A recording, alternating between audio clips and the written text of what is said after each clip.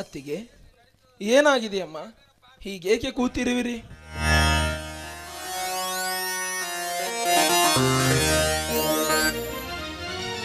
ಬಾರಪ್ಪ, ಈಗ ಬಂದ್ಯಾ ನೋಡು, ಕುಡಿಯೋದಕ್ಕೆ ಸ್ವಲ್ಪ ನೀರನ್ನು ತೆಗೆದುಕೊಂಡು ಬಾ. ಆಗಲಿ ಅತ್ತಿಗೆ.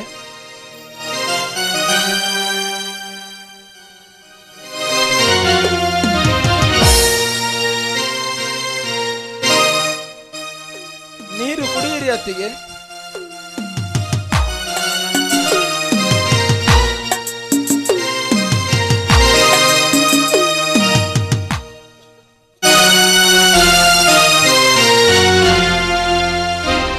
ಏನಿದು, ನೀರು ಕುಡಿದ ನಂತರ ತಕ್ಷಣ ವಾಂತಿ ಮಾಡುತ್ತಿರುವಿರಲ್ಲ?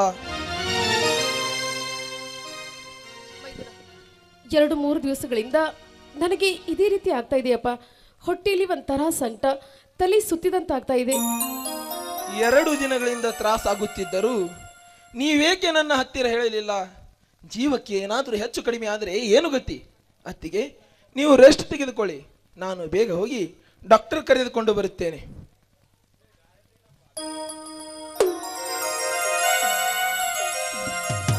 ಲಕ್ಷ್ಮಣ, ಏನಾಗಿದೆಯೋ? ಇಷ್ಟೊಂದು ಗಾಬರಿಯಿಂದ ಎಲ್ಲಿಗೆ ಹೊರಟಿರುವೆ? ಅತ್ತಿಗೆ ಒಂದು ತರ ಮಾಡುತ್ತಿದ್ದಾಳೆ, ಅದಕ್ಕೆ ನಾನು ಬೇಗ ಹೋಗಿ ಡಾಕ್ಟರ್ ಕರೆದುಕೊಂಡು ಬರುತ್ತೇನೆ. ಹೋಗಪ್ಪ, ಬೇಗ ಕರೆದುಕೊಂಡು ಬಾ. ಸೀತಾ, ಸೀತಾ, ನಿನ್ನ ಗಂಡ ರಾಮ ಬಂದಿದ್ದೇನೆ. ಸೀತಾ, ಎದ್ದೇಳೆ, ಎದ್ದು ನನ್ನೊಂದಿಗೆ ಮಾತನಾಡೆ.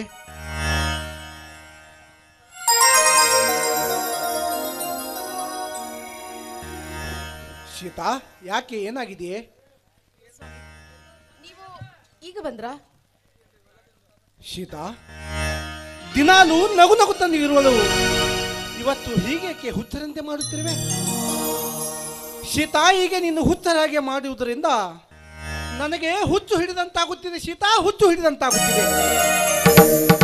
ಸೀತಾ, ನನ್ನೊಂದಿಗೆ ನಗು ನಗುತ್ತಾ ಮಾತನಾಡೆ.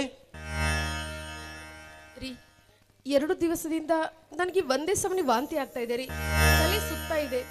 ಮತ್ತೆ ಈ ವಿಷಯ ನನಗೇಕೆ ಹೇಳಲಿಲ್ಲ?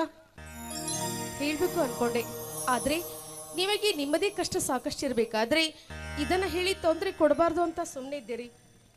ತೊಂದರೆ ತೆಗೆದುಕೊಳ್ಳಾರದೆ ನಗಬೇಕೇನೆ ಹುಚ್ಚಿ?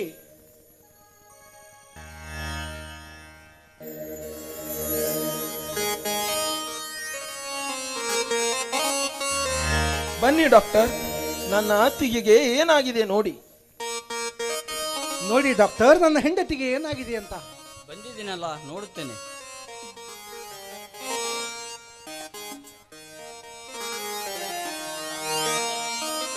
ನನ್ನ ಹೆಂಡತಿ ಹೆಸರು ಸೀತಾ ಅಂತ. ನೋಡು ಲಕ್ಷ್ಮಣ, ನೀವೇನು ಹೆದರುವ ಅವಶ್ಯಕತೆ ಇಲ್ಲ. ನಾನು ಔಷಧ ಬರೆದು ಕೊಡುತ್ತೇನೆ, ಸರಿಯಾದ ಸಮಯಕ್ಕೆ ಔಷಧ ಕೊಡ್ರಿ. ಡಾಕ್ಟರ್, ಏನಾಗಿದೆ ನನ್ನ ಅತ್ತಿಗೆಗೆ? ಗಾಬರಿ ಪಡುವ ಏನು ವಿಷಯ ಇಲ್ಲ, ಸಂತೋಷದ ವಿಷಯ. ಸಂತೋಷದ ವಿಷಯವೇ? ಏನದು? ನೋಡು ಲಕ್ಷ್ಮಣ, ಇನ್ನು ಕೆಲವೇ ದಿನಗಳಲ್ಲಿ ನೀನು ಕಾಕ ಆಗ್ತೀಯ. ಅಂದರೆ ನನ್ನ ಅತ್ತಿಗೆ ತಾಯಿ ಆಗುತ್ತಾಳೆ? ಯಾಹೂ! ಡಾಕ್ಟರ್, ಮೇಲಿಂದ ಮೇಲೆ ತಾವೇ ನಮ್ಮ ಮನೆಗೆ ಬಂದು ನನ್ನ ಅತ್ತಿಗೆ ಆರೋಗ್ಯವನ್ನು ವಿಚಾರಿಸಿಕೊಂಡು ಹೋಗಬೇಕು. ಆಯ್ತು ಲಕ್ಷ್ಮಣ, ನೀನೇನು ಚಿಂತೆ ಮಾಡಬೇಡ. ನಿನ್ನ ಅತ್ತಿಗೆಯನ್ನು ಬೇರೆ ಅಲ್ಲ, ನನ್ನ ಅತ್ತಿಗೆ ಸಮಾನ. ನಾನು ಆರಾಗ ಬಂದು ನಿನ್ನ ಅತ್ತಿಗೆ ಆರೋಗ್ಯದ ಬಗ್ಗೆ ಚಿಕಿತ್ಸೆ ಮಾಡಿ ಬರುತ್ತೇನೆ. ಆಯ್ತೆ, ನಾನೇನು ಬರುತ್ತೇನೆ. ಅಣ್ಣ, ನೀನು ಅಪ್ಪ ಆಗ್ತೀಯ, ನಾನು ಚಿಕ್ಕಪ್ಪನಾಗುತ್ತೇನೆ. ತುಂಬಾ ಸಂತೋಷದ ವಿಷಯ. ಅಣ್ಣ, ನಾನು ಬೇಗ ಹೋಗಿ ಶ್ರೀ ಮಲ್ಲಿಕಾರ್ಜುನ ದೇವಸ್ಥಾನಕ್ಕೆ ಕಾಯಿ ಒಡೆಸಿಕೊಂಡು ಬರುತ್ತೇನೆ. ಆಯ್ತಪ್ಪ, ಬೇಗ ಬಂದ್ಬಿಡು. ಸೀತಾ, ಇಷ್ಟು ದಿವಸ ಕಷ್ಟದಲ್ಲಿರುವ ನಮ್ಮ ಮನೆಯಲ್ಲಿ ಆನಂದದಿಂದ ನಕ್ಕು ನಲಿಸಲು ದೇವರು ನಮ್ಮ ಮೇಲೆ ಕರುಣೆ ತೋರಿಬಿಟ್ಟ. ಸೀತಾ, ಇಷ್ಟು ದಿವಸ ಮಕ್ಕಳಿಲ್ಲೆಂಬ ಕೊರಗು ನಿನ್ನನ್ನು ಸದಾ ಕಾಡುತ್ತಿದ್ದ ಆ ಮಲ್ಲಿಕಾರ್ಜುನ ನಮ್ಮ ಮೇಲೆ ಇವತ್ತು ದಯ ತೋರಿಬಿಟ್ಟ ನೋಡೆ. ಹೌದ್ರಿ, ಇಲ್ಲಿವರೆಗೂ ಆ ದೇವರು ನನಗೆ ಮಕ್ಕಳ ಭಾಗ್ಯ ಇಲ್ಲ ಅಂತ ನಾನು ಕೊರಗ್ತಾ ಇದ್ದೆ. ಆ ಭಾಗ್ಯವನ್ನು ಕೊಟ್ಟಿದ್ದಾನೆ ಆ ದೇವರು. ನನಗೆ ತುಂಬಾನೇ ಸಂತೋಷವಾಗ್ತಾ ಇದೆ. ಇದಕ್ಕಿಂತ ಸಂತೋಷ ಮತ್ತಿನ್ನೇನು ಬೇಕೆ? ಈ ಸಂತೋಷದಲ್ಲಿ ಮೂಡಿ ಬರಲಿ ಒಂದು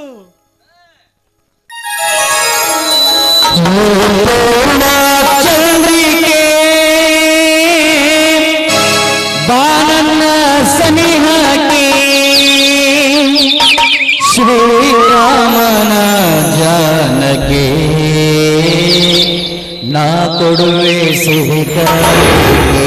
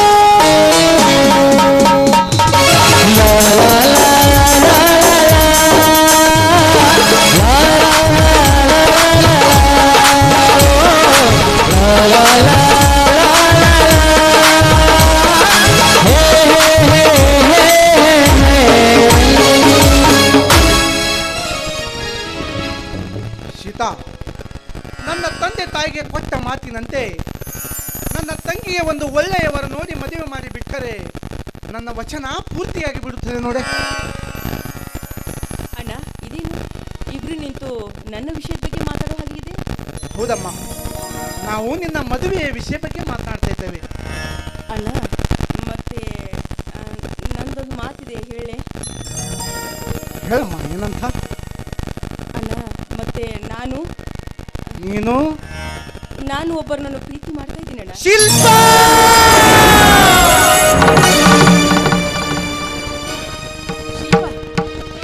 ಶಿಲ್ಪ ಶಿಲ್ಪ ಶಿಲ್ಪ ನೀನು ಒಬ್ಬನನ್ನು ಪ್ರೀತಿಸುತ್ತಿರುವೆ ಅಂತ ಹೇಳಿ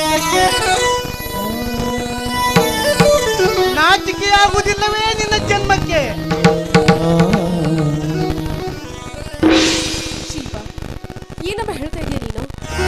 ಮನೆಯಲ್ಲಿ ನಮಗೆ ಯಾರಿಗೂ ತಿಳಿಸದೆ ನಿನ್ನ ನಿರ್ಧಾರ ನೀನೇ ತೆಗೆದುಕೊಂಡಿದ್ದೀಯ. ಶಿಲ್ಪ, ಇಷ್ಟು ದಿವಸ ನನ್ನ ತಂಗಿ ಒಳ್ಳೆಯವಳೆ ಅಂತ ಜಂಬ ಕೊಚ್ಚಿಕೊಳ್ಳುತ್ತಿದ್ದೆ. ಆದರೆ ನನ್ನ ತಂಗಿ ಕಾಲು ಜಾರಿದವಳು. ಅಣ್ಣ ಅತ್ತಿಗೆ ದಯವಿಟ್ಟು ಹೀಗೆಲ್ಲ ಮಾತಾಡಬೇಡಿ. ನಿಮ್ಮ ತಂಗಿ ಯಾವತ್ತೂ ಅಂತ ಕೆಟ್ಟ ಕೆಲಸ ಮಾಡುವುಳಲ್ಲ. ಅಂತ ಕೆಟ್ಟ ಕೆಲಸಕ್ಕೆ ಆಸ್ಪದ ಕೊಡುವುದಿಲ್ಲ. ದಯವಿಟ್ಟು ನನ್ನ ಮಾತನ್ನು ನೀವಿಬ್ಬರು ನಂಬ್ರಿ. ಮುಚ್ಚೆ ಬಾಯಿ. ಮಾಡಿದೆಲ್ಲ ಮಾಡಿಬಿಟ್ಟು ಈಗ ಒಳ್ಳೆಯವರ ತರ ನಟನೆ ಮಾಡಿದ್ರೆ ನಾನು ನಿಮ್ಮನ್ನು ನಂದು ಬಿಡ್ತೀನಿ ಅಂತಿಕೊಳ್ಳಿ. ಈ ನಿನ್ನಣ್ಣನ ಮನೆತನ ಮಾನ ಮರ್ಯಾದೆಯಿಂದ ಬಾಯಿ ಬೆಳಗಿದ ಮೆಂತನ. ಈ ಮನೆತನಕ್ಕೆ ಮಸೆ ಎಳೆಯುವಂತ ಹೀನ ಕೆಲಸ ಮಾಡಿಬಿಟ್ಟೆಲೇ ಚಾಂಡಾಲಿ.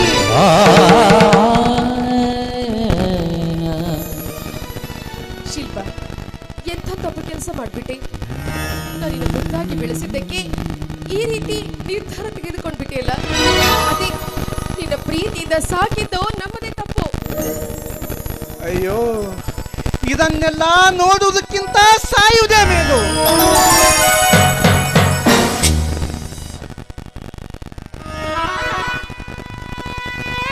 ಅಣ್ಣ, ಏನಾಗಿದೆ ಅಣ್ಣ? ಹೀಗೇಕೆ ಹೇಳುತ್ತಿರುವಿ? ಬಾರಪ್ಪ, ಮೊದಲೇ ನಮ್ಮ ಸಂಸಾರ ಸಂಕಷ್ಟದಲ್ಲಿರುವಾಗ ಈ ನನ್ನ ತಂಗಿ ಯಾವನೋ ಒಬ್ಬನನ್ನು ಪ್ರೀತಿಸಿ ಮದುವೆಯಾಗಲು ಹೊಂಟಿದ್ದಾಳೆಯೋ. ಹೌದೇನಮ್ಮ? ಅಣ್ಣ ನುಡಿಯುತ್ತಿರುವ ಮಾತು ಸತ್ಯವೇನಮ್ಮ? ಹೌದಣ್ಣ, ಅಣ್ಣ ಹೇಳೋ ಮಾತು ಸತ್ಯವೇ. ಥು, ರಾಕ್ಷಸಿ! ನಮ್ಮ ಮನೆತನದ ಮರ್ಯಾದೆ ತೆಗೆದ ಕಲಂಕಿಣಿ. ವಯಸ್ಸಿಗೆ ಬಂದ ತಂಗಿಯನ್ನು ಮದುವೆ ಮಾಡದ ಇವರೆಂತ ಅಣ್ಣಂದಿರೋ ಅಂತ ಈ ಕೆಲಸ ನೀನೇ ನೋಡಿಕೊಂಡೇನಮ್ಮ.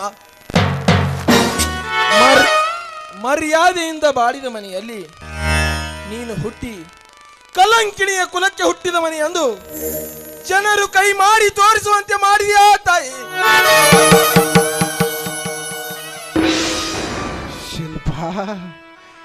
ಶಿಲ್ಪ, ಈ ನಿನ್ನಣ್ಣನ ಮಾನ ಮರ್ಯಾದೆನೇ ಹಾಳು ಮಾಡಿಬಿಟ್ಟಿಯಲೇ.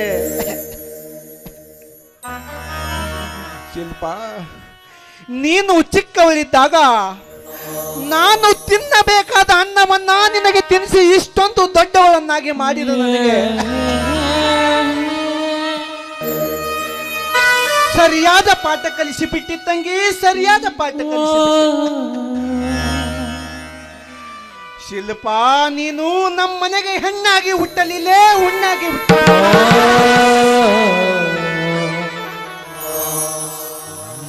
ಅಣ್ಣ, ಅತ್ತಿಗೆ ಮತ್ತೊಮ್ಮೆ ನುಡಿದರು ಅಣ್ಣ ಎಂದು ಈ ನಿನ್ನ ಹೊಲಸ್ಸು ನಾಲಿಗೆಯಿಂದ ತಂದೆ ತಾಯಿಯನ್ನು ಕಳೆದುಕೊಂಡ ನಮ್ಮಿಬ್ಬರನ್ನು ಸಾಕಿದ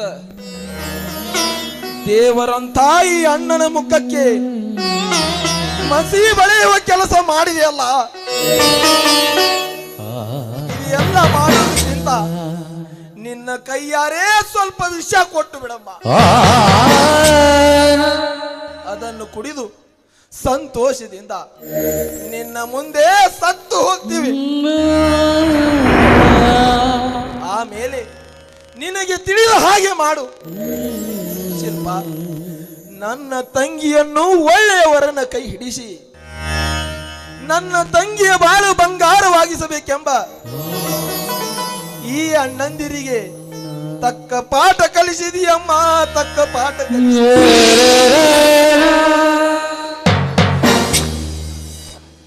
ಅಣ್ಣ, ನಾನು ಹೇಳುವ ಮಾತಾದ್ರೂ ಕೇಳ್ರಿ. ಕೇಳುವುದೇನಮ್ಮ, ಹೇಳುವ ನಿನ್ನ ಪ್ರಿಯಕರ ಯಾರಂತ?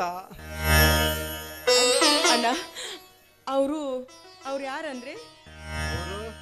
ಹೇಳಮ್ಮ, ಯಾರವನು ಅಂತ? ಅವರು ಈ ಊರಿನ ಜಮೀನ್ದಾರ ಮಗ ಕಿರಣ್ ಅಂತ.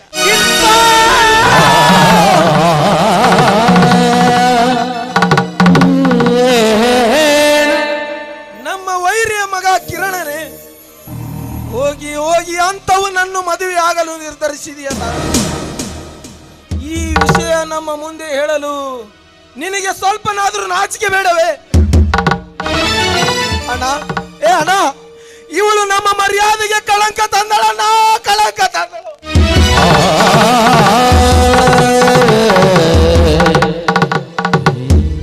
ಶಿಲ್ಪ, ಅಂತ ಕಟುಕರನ್ನ ಪ್ರೀತಿ ಮಾಡಿರುವೆ ಅಂತ ಹೇಳ್ತಾ ಇದೆಯಲ್ಲ, ನಿನಗೆ ಮನಸ್ಸಾದ್ರೆ ಹೇಗೆ ಬಂತು?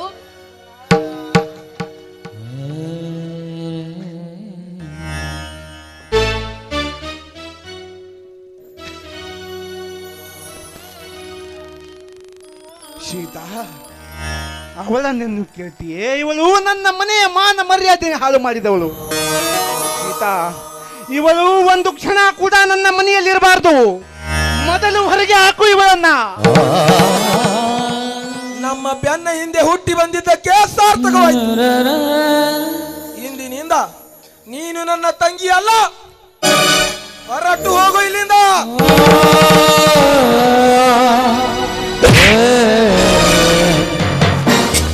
ನಿಲ್ಲಿ.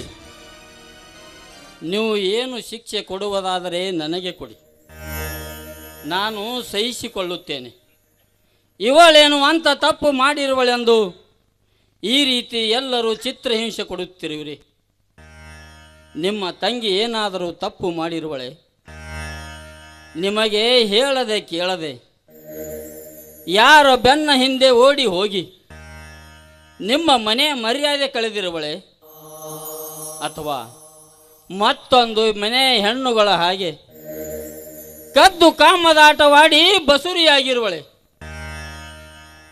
ಏನು ಅರಿಯದ ಹೆಣ್ಣಿಗೆ ಈ ರೀತಿ ಎಲ್ಲರೂ ಕೂಡಿ ಹುಚ್ಚರ ಹಾಗೆ ಮಾತನಾಡುತ್ತಿರುವಿರಲ್ಲ. ಮಿಸ್ಟರ್ ರಾಮ್ ಮತ್ತು ಲಕ್ಷ್ಮಣ, ನಾನು ಈ ಹೊತ್ತಿನವರೆಗೆ ನಿಮಗೆ ಕೇಳ್ತಾ ಇದ್ದೇನೆ.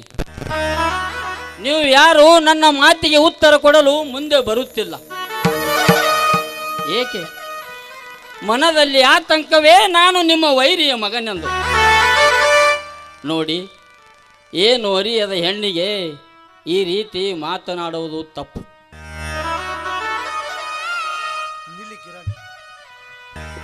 ನಿಲ್ಲಿ ಕಿರಣ್, ಎಲ್ಲಿ ನನ್ನ ತಂಗಿ ಕಾಲು ಜಾರುದಳೆಂದು ಅನುಮಾನ ಪಟ್ಟು ಈ ರೀತಿಯಾಗಿ ಮಾತನಾಡಿಬಿಟ್ಟೆ.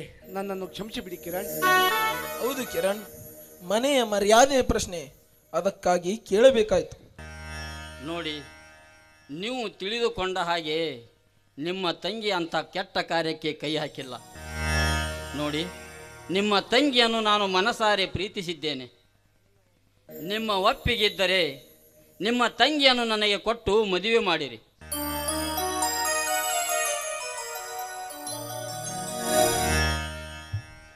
ಶಿಲ್ಪ, ಇದಕ್ಕೆ ನಿನ್ನ ಒಪ್ಪಿಗೆ ಇದೆಯೇ? ಅತ್ತಿಗೆ, ಅಣ್ಣ, ನಿಮಗೆ ಒಪ್ಪಿಗೆ ಆದರೆ ನನಗೂ ಒಪ್ಪಿಗೆನಿ.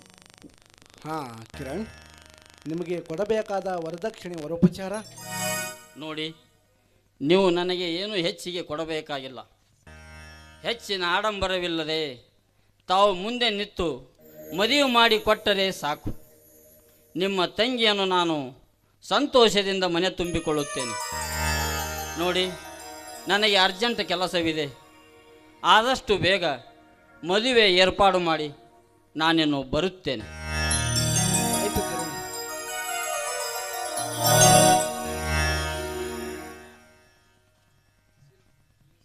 ಶಿಲ್ಪ, ನೋಡು, ಏನು ಅರಿಯದೆ ನಾನು ನಿನಗೆ ಬಾಯಿಗೆ ಬಂದ ಹಾಗೆ ಮಾತಾಡಿ ನಿನ್ನ ಮನಸ್ಸನ್ನು ನೋಯಿಸ್ಬಿಟ್ಟೆ. ದಯವಿಟ್ಟು ಕ್ಷಮಿಸ್ಬಿಡಮ್ಮ.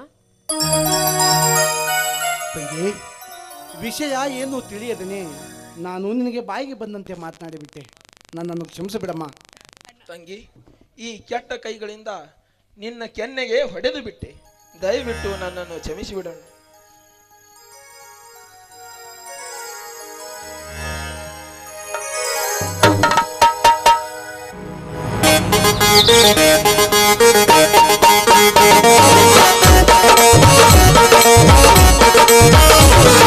ತಿಂಗಳ ಬೆಳಗಿನ ಅಂಗಳದಲ್ಲಿ ಅರಳಿದ ಪ್ರೀತಿಯ ಸಂಚಾರ, ದೇವರ ಬಂದರು ನಾತಲ್ಲಬೇಕು ಸ್ವರ್ಗವು ನಮ್ಮಿ ಸಂಚಾರ. ಪ್ರೀತಿಯ ಸಂಚಾರ, ದೇವರ ಬಂದರು ನಾತಲ್ಲಬೇಕು ಸ್ವರ್ಗವು ನಮ್ಮಿ ಸಂಸಾರ. ನಮ್ಮೊಳಗೆ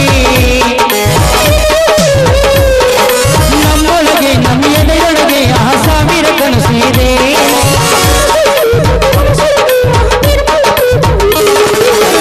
ಅಣ್ಣ ನಮ್ಮ ಅಣ್ಣ ಇವನು ನಮ್ಮ ದೇವನು ಕೋಟಿ ಜನ ಬಂದರು ಕೋಟಿಗೊಬ್ಬನು ತಿಂಗಳ ಬೆಳಕಿನ ಅಂಗಳದಲ್ಲಿ ಹರಡಿದ ಪ್ರೀತಿಯ ಸಂಚಾರ ದೇವರಿಗೆ ಬಂದರು ನಾಚಲೇಬೇಕು ಸ್ವರ್ಗವೇ ನಮ್ಮೇ ಸಂಸಾರ